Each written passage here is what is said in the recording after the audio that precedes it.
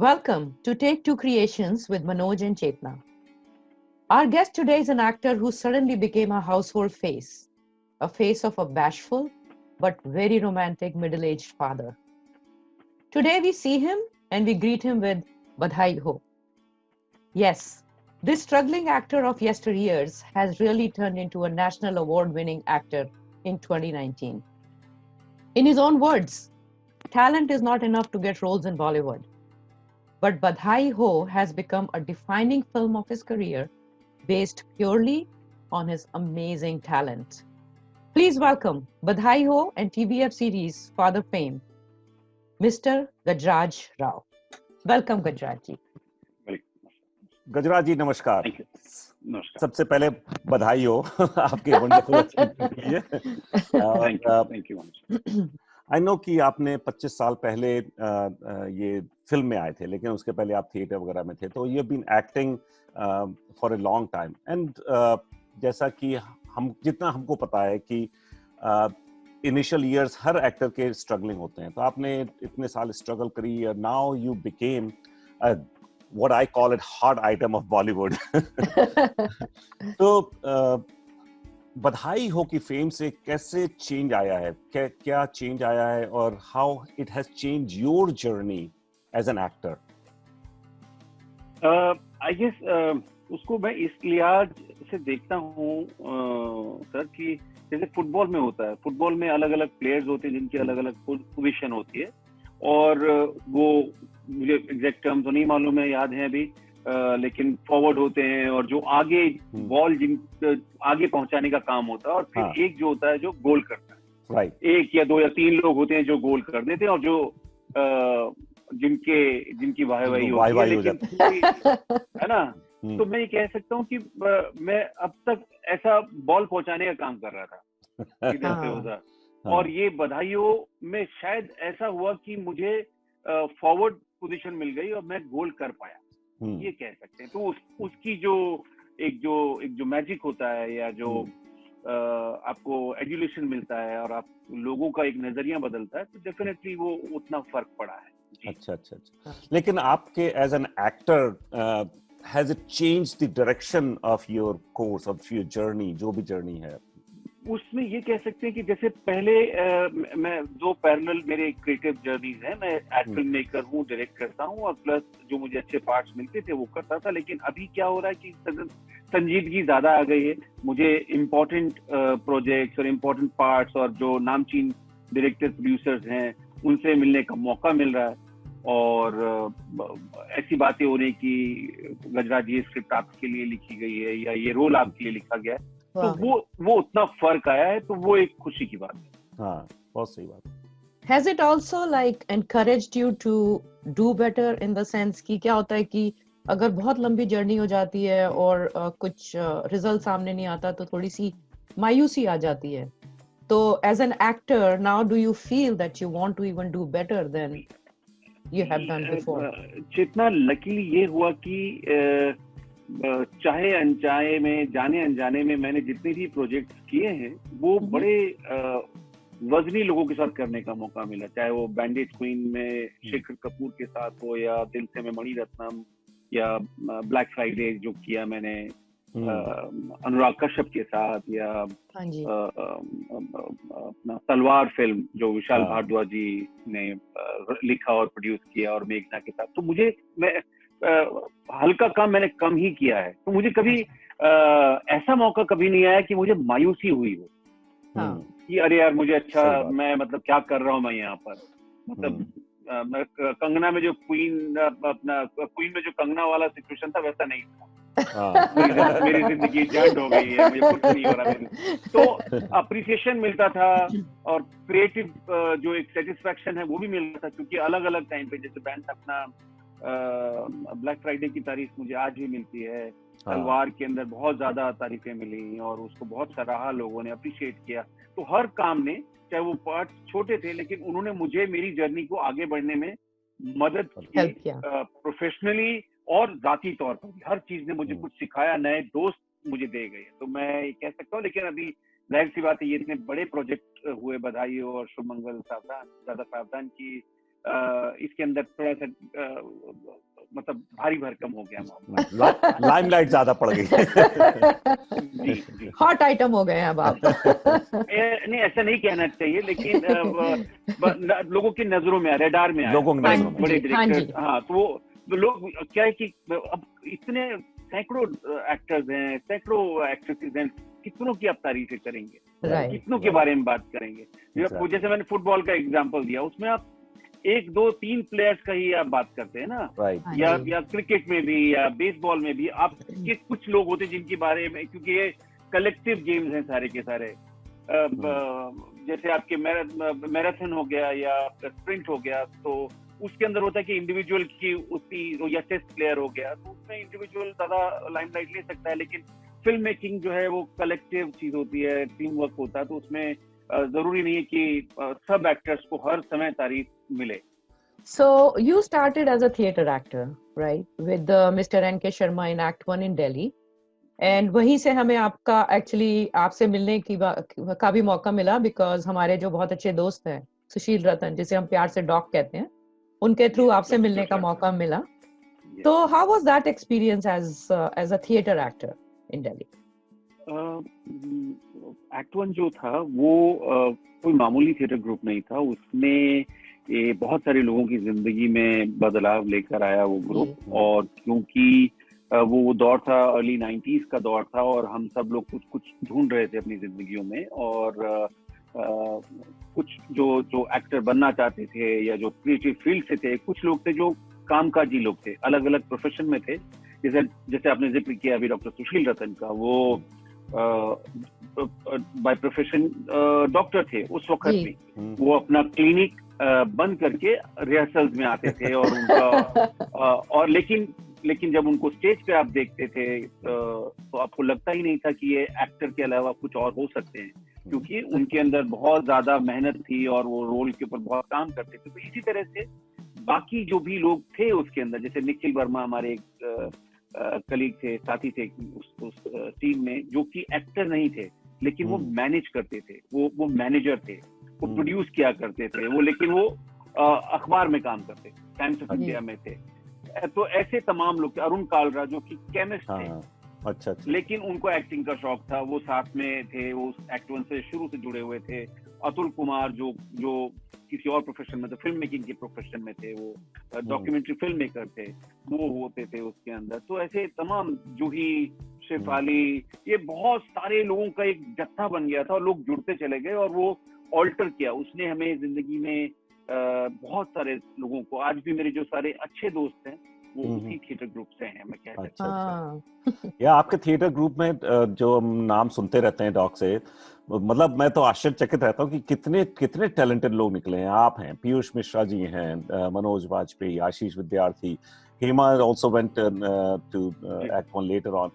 तो थिएटर ने इतने लोगों की जिंदगी चेंज करी। एंड तो how has theatre helped you in pursuing your career? I know उससे फिल्म एक्टिंग और थिएटर एक्टिंग में काफी फर्क है, और थोड़ा बहुत फर्क है, एटलीस्ट वेरी सतही लेवल पे। Deep down acting is acting, right? तो how has that influenced you in moving your career forward? जहां से शुरू किया था वहां से आज तक का? तो मनोज जी, उसमें सिंपल सी बात है, ये एजेंडा बेस्ड नहीं था। ऐसा नहीं था कि मैं ये थिएटर ग्रुप ज्वाइन कर रहा हूँ और अभी 3 साल बाद मैं ऐसा करूंगा, उसका एक प्लानिंग होगा, उसके बाद मैं फिल्मों में जाऊंगा।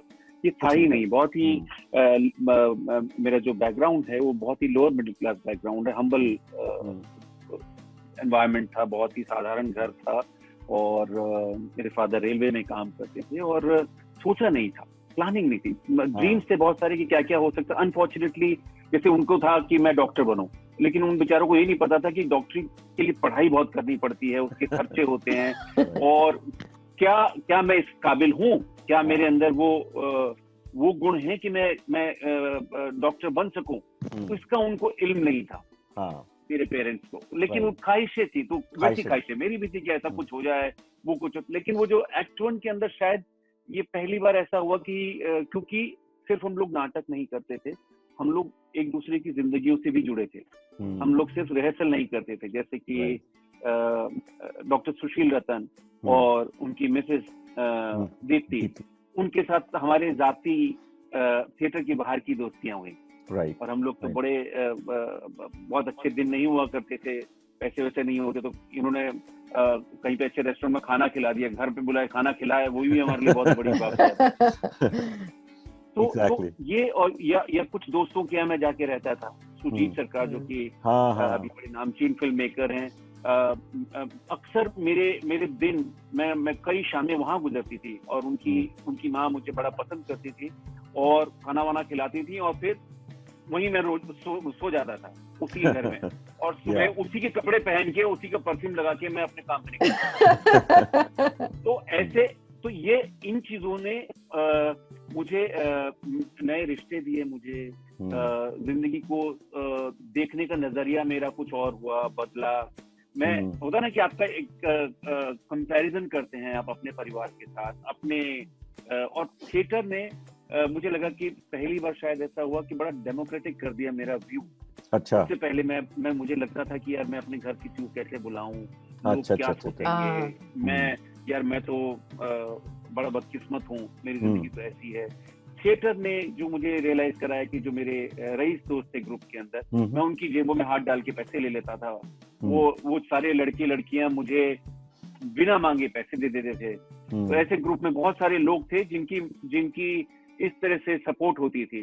तो कह सकते हैं कि सिर्फ हम लोग नाटक नहीं करते थे, सिर्फ प्लेज नहीं होते थे, 75% उसका जो एक दूसरे की जिंदगी को हम लोगों ने पुश किया, मोटिवेट किया। तो वो कह सकते हैं कि सबसे बड़ा, जैसे देखिए ना, आज 25-30 साल हो चुके हैं, लेकिन डॉक्टर सुशील रतन कितने साल पहले, ऑलमोस्ट 20 साल पहले हिंदुस्तान छोड़ चुके हैं। हाँ, हिंदुस्तान से बाहर आ चुके हैं, लेकिन टच में है।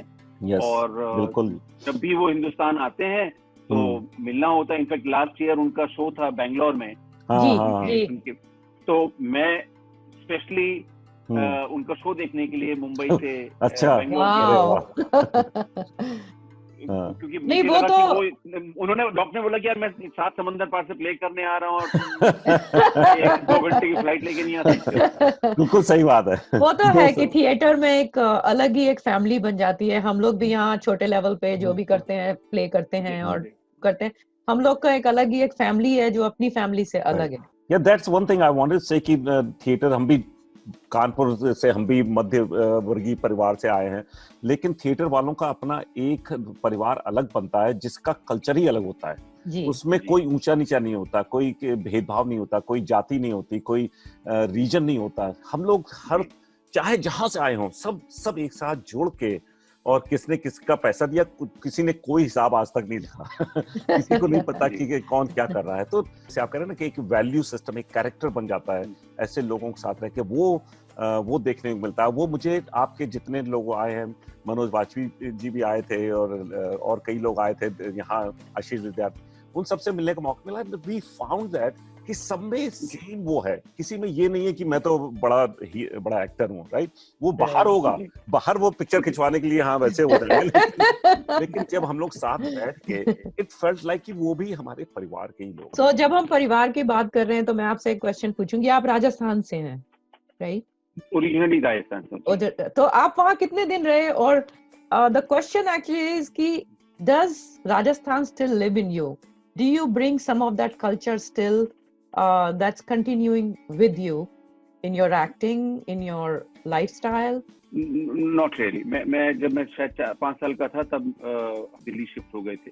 अच्छा। गांव में पढ़ाई उस तरह से नहीं हो रही थी, लेकिन हर साल 2 साल में हम लोग गर्मी की छुट्टियों में गांव जाते थे, तो उस तरह से मैं गांव से जुड़ा रहा हूँ। फादर जो है वो रेगुलर तो जाते हैं, अभी भी उनका जाना होता है, दिल्ली में है, लेकिन वो नियमित जाते रहते हैं। तो उस तरह से जो होता है ना कि एक्सटेंशन में हमारी एक स्ट्रिंग जुड़ी है, लेकिन उतनी बात वो नहीं है। हाँ। अच्छा। दिल्ली में आप कहाँ रहते थे?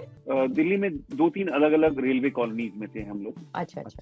तो कुछ अपने परिवार के बारे में बताएं कि कैसे आपका परिवार ने सपोर्ट किया है, how do you feel about कि आपकी वाइफ, बच्चे, फादर, पेरेंट्स दोनों, उनका कितना इन्फ्लुएंस रहा, कैसे आपको तराशा है? वो उनको तो जैसे मैंने बताया, फादर साहब, और उनको ज्यादा नहीं मालूम था इस बारे में। उनके लिए वो उन लोगों में से जिनके लिए नौकरी लगना लाइन पकड़ना, जो टर्म होते हैं वो इस्तेमाल होते हैं कि अरे लाइन नहीं पकड़ी हाँ, बिल्कुल। या नौकरी नहीं लगी है, तो उनके लिए ये सब इम्पोर्टेंट नहीं था, उनको ज्यादा समझ में नहीं आता था इस सब के बारे में। खाली उनका ये था कि जब पैसा वैसा कमाने लग जाए या कुछ, तो मैं शुरू से ही अलग अलग प्रोफेशन में कुछ करके अपनी जरूरतें मैं पूरी करता था, तो वो उनको लगता था कि हाँ ठीक है, गुजारा कर लेगा अपनी जिंदगी का। और अगेन जो शादी हुई और उसके बाद जो मिसेज हैं और सब लोग, वो उन्होंने थिएटर देखा नहीं है। उसके बाद तो मैं एक्टिव अपना एडवर्टाइजिंग और उससे ही जुड़ा रहा हूँ मैं। अच्छा। तो who is your role model, किसके मेंटोर कौन था, शर्मा जी या आपके दूसरे? अलग लोग, क्योंकि मुझे लगता है कि जिंदगी में एक मेंटोर शायद नहीं होता है। आप आपके हर मंजिल पे, हर मोड़ पे कोई एक होता है जो आपको कुछ ऐसी बात कह हो सकता है कि एक ऑटो रिक्शा वाला कोई ऐसी वजनी बात बोल दे जो आपको चिपक जाए। हाँ जी। ट्रेन जर्नी में आपको कोई ऐसा मिल जाए, ऐसे दो लोग मिल जाए जो आपको बताएं कि कोई एक मंत्र दे दे जो आपको लगे यार ये तो मैंने कभी सोचा ही नहीं था मैंने।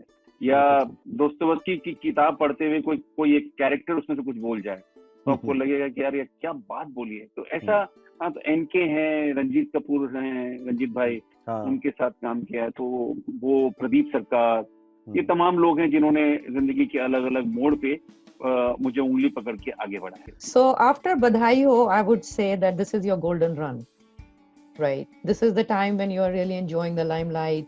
आपको लोग पहचानने लगे हैं, आपके पास अच्छे प्रोजेक्ट्स हैं और आपको अपनी सेटिस्फैक्शन भी मिल रही है। इसके आगे की आपकी क्या डेस्टिनेशन है, and how will you use this golden run to reach that destination? इतने 25 साल बाद, तकरीबन 24-25 साल बाद थिएटर और एक्टिंग करने के बाद जब आपको ऐसा मौका मिलता है तो मुझे लगता है कि आप मुझे तो ये इस बात का बहुत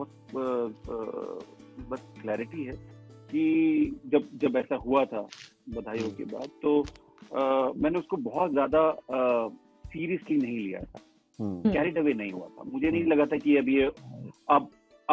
ये कुछ और जिंदगी होने वाली है।